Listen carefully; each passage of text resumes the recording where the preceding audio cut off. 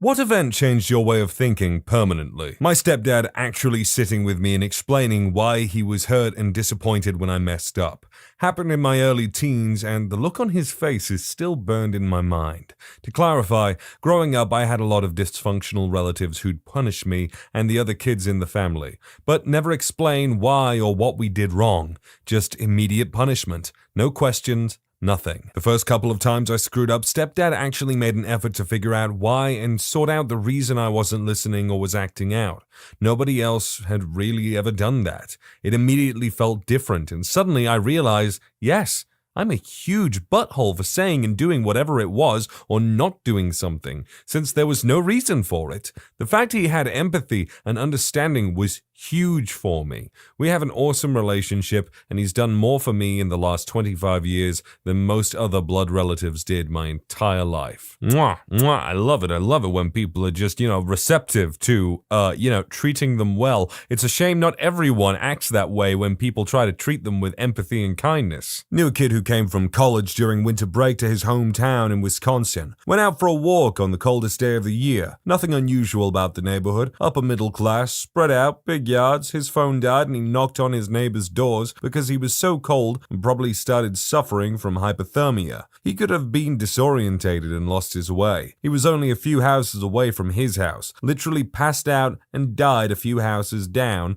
and was found the next day. No alcohol or drugs. Really good kid. Nothing strange. So sad. When my mom, 51, was diagnosed with brain cancer, and almost exactly a year later she passed away. This was in July of this year. I remember while she was sick, I just could not believe it was happening. Brain cancer was something I only heard about or saw in movies. It got to a point that it just felt like we were waiting for the day she was no longer with us. Watching my mom deteriorate that way is a pain I wish on no one. I'm 27, and before this, I just thought people get old and they die in their sleep, and that's how it goes. But now I have little to no hope in life. It seems so short and meaningless now. I'm scared every day, thinking at any moment it could happen to me or someone else I love. I got nothing to say about this except that is just something that we as human beings have to learn to cope with. Does it suck? 100%, but that is life. This is really small and totally first world, but I went to college and the school only had one ice machine that we all could use. Dorm kitchens didn't have ice machines in the fridges. I love ice, and I realize how much I took it for granted. I make sure I don't waste ice, and I eat or drink it all. Doesn't matter if you're first world, second world, or fifth world, girl. If you frickin' learn how to appreciate things and whatever, good. You should appreciate things. When I was 11, I went on a boat for my friend's birthday to go tubing with her. It was our turn after the other kids got done. We had fun, but we fell off the raft and we're laughing like crazy. Once the boat turned around to get us, I started climbing up the ladder when I heard a blood-curdling scream that still traumatizes me today. She had somehow slipped under the boat and cut her inner thigh so deep that it wasn't even bleeding. Her dad and I were the only ones helping her up the boat, even though 3 other kids were on. Once she got on, I had to tie a towel around her legs super tight while her dad called the ambulance and drove the boat to their dock. Once we were there, the ambulance had already arrived and I got off the boat feeling nauseous and all hearing just shut off. I threw up in her yard and went into her house while I heard her screaming in pain getting into the ambulance. I went to put my clothes back on in her restroom, and I remember staying in there for 15 minutes or more on the ground in shock, causing me to not be able to hear anything, and my vision was going black. I thought of the fact that if she was to go up the ladder first instead of me, I would have been the one in pain. That's when my way of thinking changed. I realized that I didn't have control over anything. Like, if you go outside in the dark and say nothing is going to happen to me, that is a false sense of security. Anything can happen at any moment, and you would have no control over the situation. That false sense of security in me just shattered. I feared that fact and didn't want to go anywhere. I was only 11. I still lived 2 minutes away from the house it happened at. I learned to live with the fact I learned that night, but regardless, it still scares me senseless. No doubt, that is true. Anything can happen to you at any time, and you might feel anxious a lot or, paranoid, but you just have to be aware, keep your eyes peeled, and learn to manage your emotions as best you can. My nearly 3-year relationship ended because I am or was a liar. After telling my now ex-girlfriend a story about how I saw someone get shot, like the 5th time I had told her, something clicked in my head and I realized that while these stories were lies and I used them to entertain people to help emphasize points I was trying to make and that I was unintentionally manipulating her.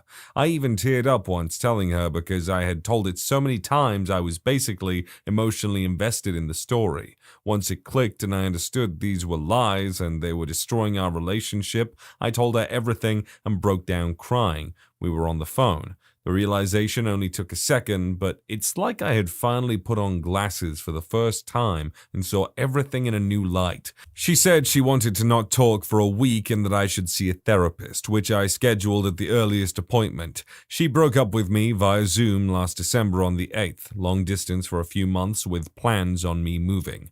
As a kid, never having a strong male figure in my life, I turned to where most boys look to, which were my coaches, mostly all of them former military with various levels of PTSD, and I think part of my lying had to do with my ideas on what masculinity was, and that I was using these stories to try to emulate who they were and how manly they are, because at the time I wanted to be like them. It's still no excuse, though. I love this woman with every ounce of my soul, and over a year later I'm still beating myself up for hurting her, which is something I never planned on doing. I have continued therapy, which has helped immensely. Even aside from things related to this point, I am trying to move on, but I just can't seem to get her out of my head. Sometimes I even still buy things for her like she's still here. I have to remind myself that she chose to leave and not work things out, and I understand in part why she left, but I think what hurt the most is that I had planned on reaching the highest of highs and lowest of lows with her, and all I wanted was to grow together as a couple and work things out, and she didn't. Some lessons you can learn over time or in a single moment, and some lessons require you to be kicked in the teeth. Consider me toothless. Probably having a biology lab in high school as a hangout spot. The biology teacher had a soft spot for me since I was generally interested in science. So not only was it my hangout, I got to fiddle with the microscope, wash glassware, organize old science teaching material, and so on.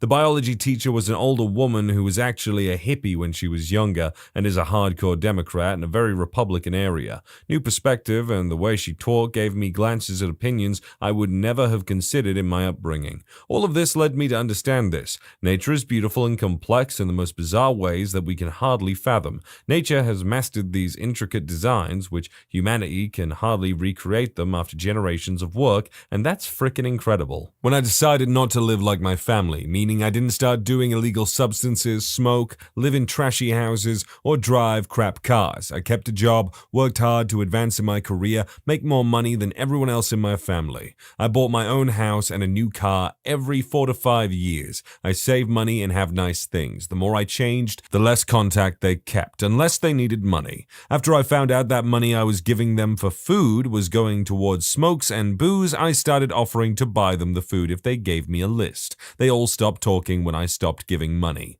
My niece ended up living with me for a while because she couldn't handle living in crappy conditions. She was being bullied and ended up getting raped. Her mom wouldn't move to put her in a different school because I don't see the need to move and disrupt the family for one person's issues. I picked her up that day so she could get better and be safe. She ended up spilling the beans. They purposely did not include me because I wasn't their type of people, and I chose to be too good for them. I have friends and my wife's family that has taken me in. They've included me in everything, tell me they love me every day, so I've learned that blood doesn't make you family. You'll know who your family is. It is really insane to me that some people don't want anything to do with you if you try and enrich yourself or make yourself better. Like, if you're fine with living a substandard and quite frankly immoral lifestyle, then go ahead, you do that, but don't drag your family and friends down with you, and then when they try to be better, try to be like, oh, I hate you or don't care for you anymore. Maybe instead you should look at the people trying to make themselves better and think to yourself,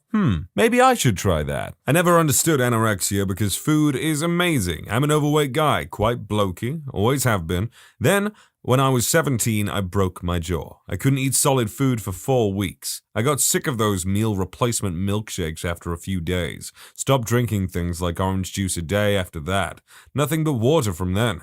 For 3 or 4 days, I got hungry, but I just ignored it. After 4 days, I stopped getting hungry. I felt lighter, I had more energy, I slept better, my concentration seemed better, and I had a lot more time. It was great. After about 4 weeks, I'd lost 2 stone, and it was time to start eating again. And I couldn't. And it was disgusting. Eating is when you add this warm, lumpy mush in your mouth, and you mush it about from some more as it cools down, and liquid comes out, which you swallow without noticing until you have to think about it all the time. Your senses are assaulted by these crazy waves of taste and smell. Spicy, sweet, bitter, salt, plus textures and temperatures. It's freaking weird. It took me 3 months to get back to eating as normal, and I lost another stone. I was never diagnosed with anorexia or any other eating disorder, but I have so much more patience for anyone who is. You don't realize, but eating is just a habit. If you stop for even a little while, it's hard to start again. See, when you put all those words together and describe the act of eating, yes, it does sound disgusting, but shut the hell up, I love eating. Just recently, my uncle got told he has cancer that's spreading fast, and he said no to treatment, so he's being put on palliative care.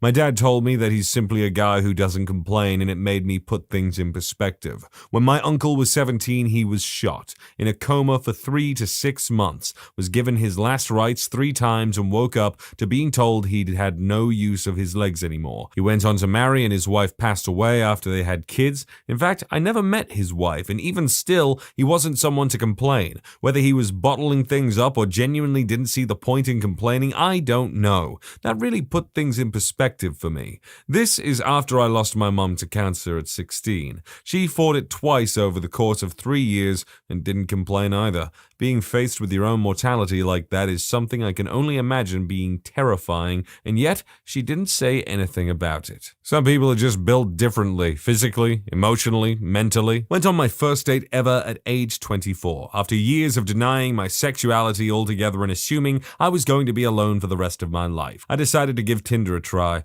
I honestly thought I was going to scare him away at first glance. I was very insecure about my appearance. He was such a sweetheart. He asked me about my life, my family, my goals, my aspirations, my achievements, etc. He showered me with compliments on my smile, my smarts, etc. I realized then that I had never really appreciated those things about myself. I never expected a complete stranger to appreciate me more than I did myself. I realized in that moment that I deserved love just as much as everyone else, and from that moment forward, I began to love myself more and grew more confident. It also taught me to be more appreciative of others and look past things like appearance. That is a magnificent lesson to learn, and let it be known, people, that most others, unless they're, kind of mean and judgmental, I guess, which, yeah, sure, there are. I guess I'm not helping my point here, but other people are probably not nearly as critical of your physical appearance or the flaws that you see in yourself. About a year and a half ago, I accidentally sat on and crushed my kitten. I was trying to sit down to help my other kitten, and as I'm a big guy,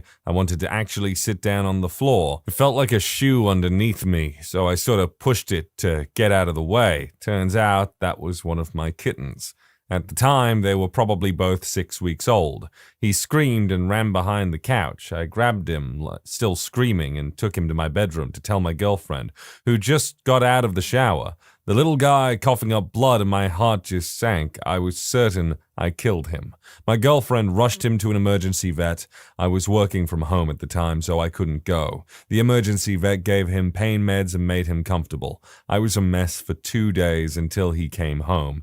Every time I saw his brother waiting for him to return around the corner, I felt like pure crap. After 2 days, he came home and made a full recovery. I shattered 2 of his ribs and punctured his lung. I still haven't fully accepted what happened and blame myself to this day. Okay, now all I want to know is, what did this change your perspective on? Do you need to lose weight? Do you need to look before you sit? Because either one of those are perfectly good. Otherwise, I am immensely happy that the kitten recovered. This may seem like such a small thing, but when I was in junior year in high school, there was this popular guy in our choir class that was also one of our best football players. At the time, I was having pretty bad home life issues and was convinced most of the pretty girls just acted nice to my face and made fun of me elsewhere. Didn't have a very large circle of friends or or anything, ignored by most of the student body, but one day for our spring final in choir, we had to get up in front of everyone and sing something of our choice. Well, this kid could play guitar pretty good. Went up there and started singing and strumming along to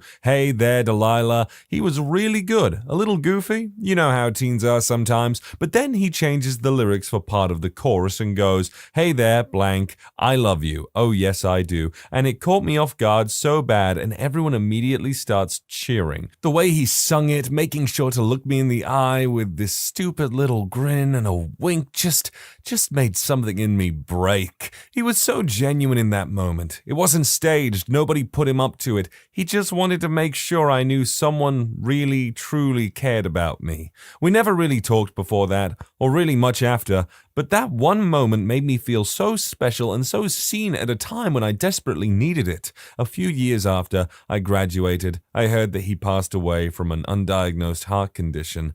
I think I still can't listen to that song without missing him. From that day forward, I really did start to trust people more. Our 10-year reunion is coming up, and I really hope his family comes. Many people in the world don't put any thought or consideration to how lonely some people can be a lot of the time, so you know what, this guy sounds like he was very much a class act. Rest in peace. Worked my butt off for a high-end developer in Los Angeles as an architect designer. Then my boss hired his friend's daughter. She got her own office. We found out how much she got paid. It was on the server. She got a Tesla and B's title. And when I realized I will not work overtime for anyone, or put in more effort than doing my job. It has worked out so far. I have a decent salary and never work overtime. Nothing big so far, but I've always been bad with mun-muns and spending. Can't save for the life of me, but my partner recently changed how I look at purchases for the better, simply by making me look at it like I worked X amount of hours for this, or this took me X hours to afford, and now some stuff just isn't worth impulse buying. Still not great with muns, but getting better. Oh man, the way this person writes reminds me of the whoa. My dad cheated on my mom most of their married life. At 13, I had to kick him out of the house because of it. I vowed then that I could never cheat on a partner of mine. See the hurt in my mom's eyes every time she found out. I could never do that to anyone I loved or even had feelings for. My father telling me that he loves me. I always thought he was ashamed of me. Turns out he was just worried about my choices and did not know how to communicate his emotions. My therapist led us through this conversation and it changed our relationship a lot. A person at work, pretty high position, father of 3 in his 40s, was killed on a train stop going to work in the morning. A guy with mental issues knifed him. Now, when I see someone acting strange or when I understand they are mentally ill, I move away, change a car in the train, or stay out generally. To be honest, I feel like there are more and more mentally ill people every frickin' day. Did anyone hear about Steve Buscemi getting punched in the street for no reason? Why would you punch Steve Buscemi? It's Steve frickin' Buscemi. He was a firefighter. He was a first responder in 9/11. I was an employee of a rent-to-own company and making an incredible amount of money for being good at collections. The event that got me was one Christmas Eve. A friend that worked with me was driving me home and we saw a customer that was about 3 months behind in their payment and would not talk to us on the phone and would hide in the house if ever we went to try to contact them. My friend said, let's follow them home because they will not recognize my truck. We get to the house right after they have gone inside, so we park and walk up to her door. We knock and they answer. After I remove all the groceries from their fridge and the food from the oven, we load them to the truck and went back to our store. Woke up the next morning and could not look myself in the mirror. I know it was my job and they were delinquent, but it just felt empty. I quit a week later. This is a complicated one in my opinion. They decided to actively avoid paying the dues that were owed for the service that was rendered, and then the consequences just caught up with them. I literally know a family currently who were booted out of a house in my neighborhood by the landlord so he could move his son in, and now that family live in an Airbnb because they have absolutely nowhere to go. They have 3 or 4 kids to look after and have been going place to place, and the Airbnb is now their latest spot. And yeah, it's awful. They pretty much did nothing to deserve that, while this situation is more you were supposed to do this, but you didn't, and you actively avoided doing it, so, the consequences have simply caught up to you. But the fact that it didn't sit well with the author is completely respectable. You need to have a certain kind of grit to do that sort of job. And it really doesn't help that it was on Christmas either.